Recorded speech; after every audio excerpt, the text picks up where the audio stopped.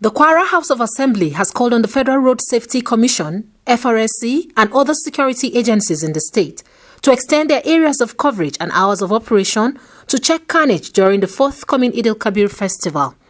This followed a matter of general public importance on the need for safe driving during Sallah festival, raised by Sahid Popola, APC Ojomu Balogun. This Honorable House hereby our resolution. 1.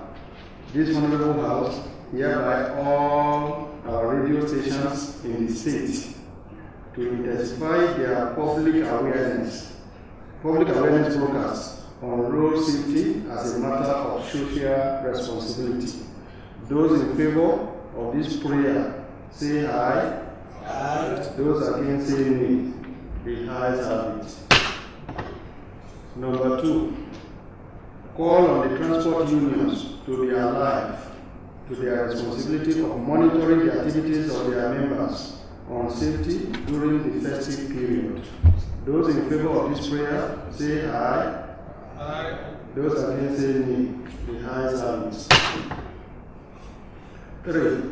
Call on the Security and Traffic Management Agency to extend both their area of coverage and hours of operation during the festive period.